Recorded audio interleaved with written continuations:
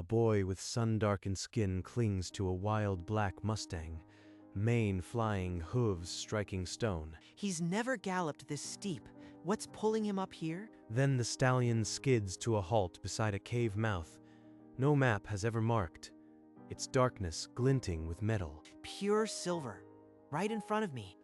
Minutes later, in the assayer's office, a thin man with spectacles picked up the telephone. Mayor Frank, it's Esteban.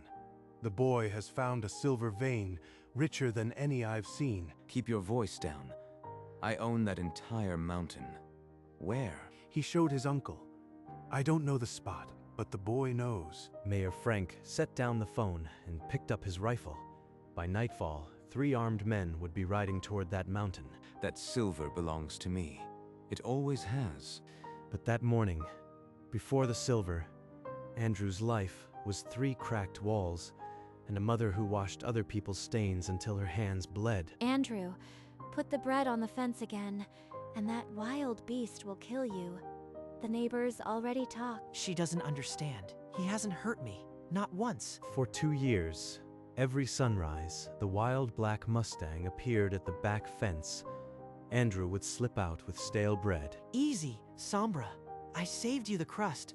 My mama thinks you'll trample me. The stallion nuzzled his palm, accepting the offering with a soft breath that warmed the boy's fingers. He's the only one who sees me, not the patched shirt or the empty pockets. That secret friendship was Andrew's only wealth in a world that kept taking. He sneaks out before dawn. I see his footprints by the fence. That horse will break his heart or his bones. If something doesn't change, we'll lose the house anyway. Maybe he's the answer nobody else can give. The next morning, Andrew didn't just bring bread. He brought a frayed rope he'd hidden from his mother. Sombra, you've trusted me with your neck 100 times. Trust me with this. The stallion lowered his head and let the rope fall across his mane. A first surrender. He actually let me. Now don't fall. Don't even breathe wrong. Andrew swung onto the wide, warm back, and the world cracked open. No saddle, no reins, only trust. They thundered out of town, past the last adobe wall, and climbed into country that hadn't seen a human footprint in a century. He's choosing every turn like he's read a map I can't see. The trail narrowed to a knife-edge ledge, the valley yawning below, but the Mustang never slowed until he stopped at a rocky face, half hidden by tangled mesquite. What is this? Nobody ever said there was a mine back here. Andrew slid off, heart pounding louder than the echo off the canyon walls. The entrance was sealed. Ancient timbers collapsed, but beneath them, something caught the sun and glinted. Andrew squeezed through a gap in the timbers, dust choking his throat. Then the shaft of daylight caught a vein in the wall, thick and blinding, like frozen lightning. This isn't just a trace. This is a mountain of silver. He broke off chunks with trembling hands, filling every pocket until the flannel shirt sagged heavily against his chest. Mama won't have to wash another stranger's shirt. Not ever again. Andrew, where did you get these? That's pure silver, higher grade than any I've panned in 40 years. Sombra led me to a cave up the Sierra. Nobody's been there in 100 years. We need Esteban to stamp a sample, but keep it quiet. This kind of wealth draws snakes. In the assayer's office, Esteban weighed the sample with a steady hand, but his eyes darted to the door. Mayor Frank will triple my salary for this, and that boy won't miss what he never owned. Esteban lifted the telephone and whispered the coordinates. Within the hour, Mayor Frank summoned his foreman and gave the order. Armed men at the North Trail, by dark. Now I have to mark the cave mouth before dark. That's how you hold a claim. As the sun bled orange across the valley, Andrew slipped out his window and brought Sombra from the arroyo. One more ride, Sombra. We'll mark that cave and then nobody can take it from us. Meanwhile, in a lantern-lit shed behind the mayor's office, the foreman laid out rifles, shovels, and a coil of fuse. The mayor wants that entrance opened by midnight. Nobody sees us. Shoot anything that moves. The 3 men saddled hard-eyed mules and started up the North Trail as the last light vanished. Andrew urged Sombra into a gallop, dust pluming behind him, the silver heavy in his pocket. Mama won't believe it. A whole silver mine. She'll never wash another stranger's shirt. He didn't know that on the same mountain, shovels were already sharpening. Two forces, one mountain, and only one would reach the cave first. As dusk thickened, Andrew pushed Sombra higher, scanning the ridge for the hidden turnoff. Then a tiny yellow light bobbed on the trail ahead. Then another, then a third. The boy slid from the stallion and crouched behind a boulder, his breath shallow. Those aren't just travelers. They're moving straight for my cave. 3 men with rifles. I can't stop them. I need paper first. I need an inspector. Fear burned in his chest, but he knew only a stamped claim could hold off armed men. He grabbed Sombra's mane, swung up, and wheeled the horse hard toward the valley. They know about the silver, Sombra. We have to beat them to the law. Down the mountain they flew, rocks skittering into the dark, the lanterns now behind them. Ahead, the lights of town flickered. If they could reach the inspector before the clock ran out. Andrew slid off Sombra and hammered on his uncle's door with both fists. Tio, open the door. 3 men with rifles are heading to my cave right now. The assay office. Esteban must have telephoned. That snake sold you out. Uncle Tomas pulled him inside, grabbed the stamped ore sample and stuffed it into a leather pouch. That stamp proves purity and date. Now we need Inspector Vargas. He's still in his office. The old prospector and the boy leaped onto the Mustang's back and thundered toward the federal office. The town clock read 9:40. They had barely 2 hours before the foreman reached the cave. They skidded to a halt at the inspector's door, the stallion's flanks heaving, foam on its chest. Behind that heavy oak door, Inspector Vargas was still at his desk, lamplight sharp on his face. Andrew burst through the door, breathless, clutching the leather pouch against his chest. Who are you?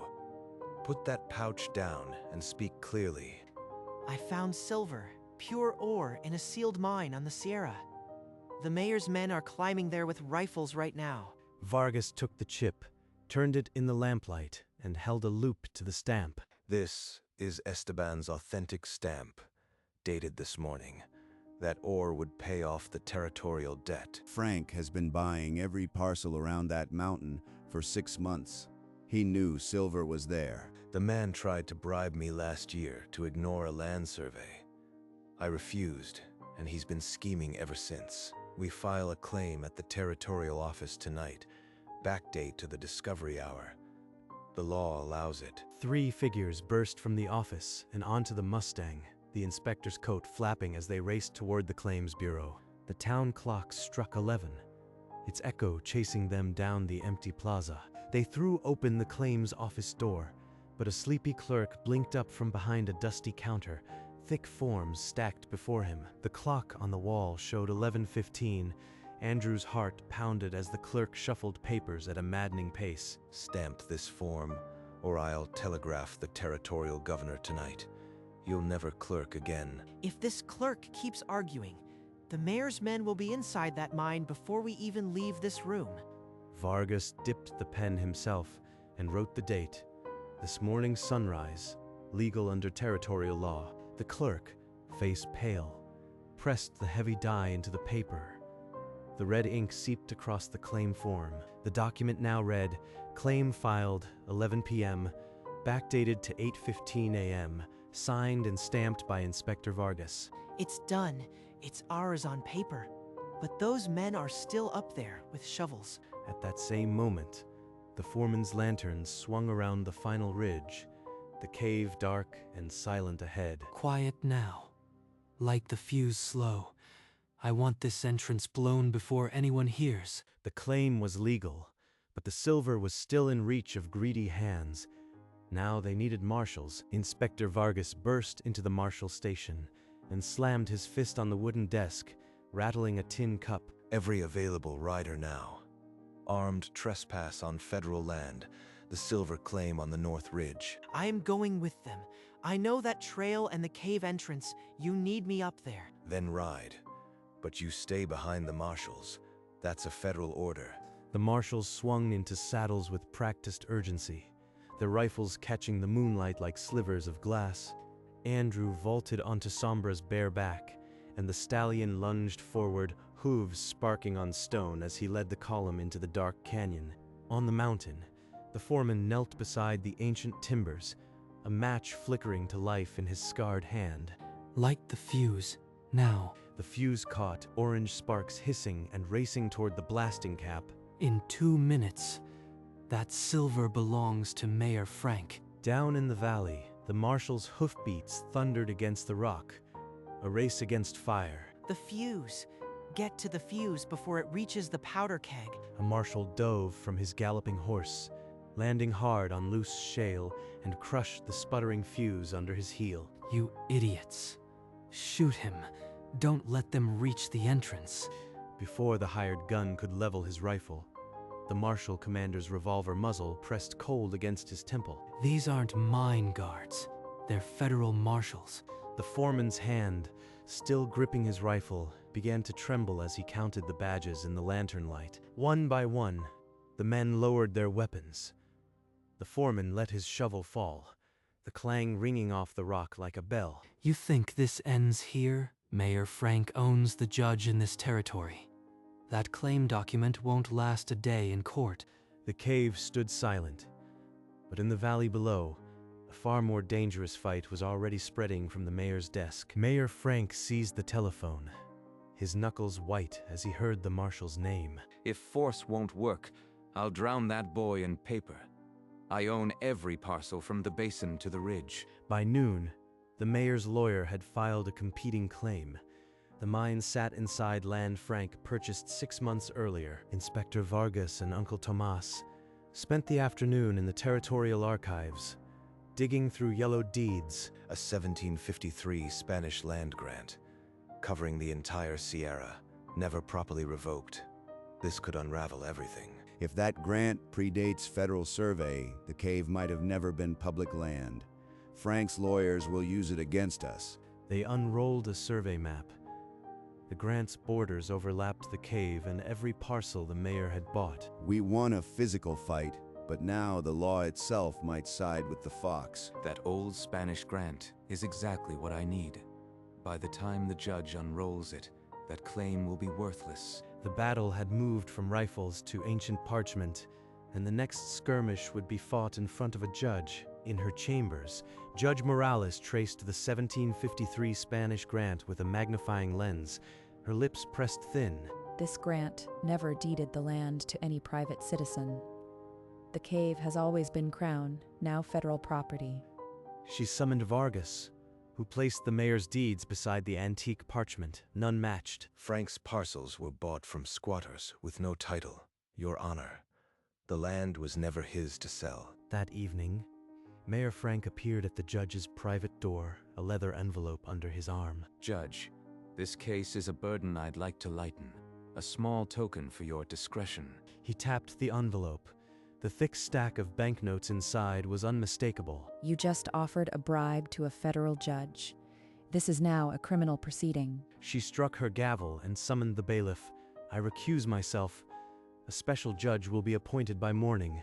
The land grant had destroyed the mayor's claim, and his bribery sealed his fate before the trial even began. The morning of the hearing, the courthouse steps swarmed with townsfolk, whispers of the silver echoing off adobe walls. Those 2 men by the fountain.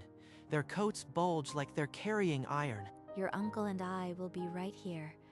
Don't look at anyone, just tell the truth. That horse believed in you. Now make that courtroom believe too. If I stay silent, the mayor wins. Then everything Sombra showed me disappears. Inside, the new judge, a stern woman from the territorial capital, rapped the gavel and called his name. Andrew walked to the stand, his scuffed boots loud on the wooden floor. Every eye in the room is waiting for me to break. He raised his right hand and swore to tell the truth, his voice clear and small in the high-ceilinged room. I was there because a wild Mustang trusted me, and I trust him. He spoke of stale bread, a frayed rope, and the wild Mustang that let him climb on. His words painted the ride, the narrow ledge, the sealed entrance, the silver vein thick as his wrist. He told of filling his pockets, the weight pulling his shirt, the hope swelling in his chest. Some jurors uncrossed their arms. The mayor's lawyer stood, a thin smile shaping his mouth. The lawyer's first question was a blade. Hadn't a 12-year-old simply gotten lost? I wasn't lost. Sombra stopped right where I needed to be. The lawyer brought up the backdated claim, insinuating the uncle had forged the stamp. My uncle only told me to be careful. The stamp was Esteban's, set that same morning. Then why the midnight filing? Why not trust the mayor to protect your discovery? Because I saw his men climbing with rifles before I told anyone. I had to beat them. The judge called for closing statements. The mayor's lawyer paced before the jury, insisting the claim was a desperate lie. But the prosecution held up the inspector's signed form, the red stamp impossible to ignore. Then the judge charged the jury. Decide based on the law, not your sympathy. The 12 men and women filed into the deliberation room, the door closing with a heavy click. They'll either believe me or they won't. I did everything I could. His mother pulled him close. Outside, dusk bled across the courthouse windows. Inspector Vargas remained motionless in his seat, watching the door. Muffled voices stirred behind the paneled wall. No clear words, only the weight of opinion shifting. Inside that room, the foreman asked again for the stamped document, and silence answered. The deliberation room door clicked open. The jury filed out, faces tight as stone. Andrew's heart hammered against his ribs as the foreman unfolded a slip of paper. Has the jury reached a verdict? We, the jury, find in favor of the claimant, Andrew, and against the counterclaim of Mayor Frank. He said my name. The mine is ours. Lucia buried her face in her hands. Uncle Tomas gripped the wooden railing, his knuckles white.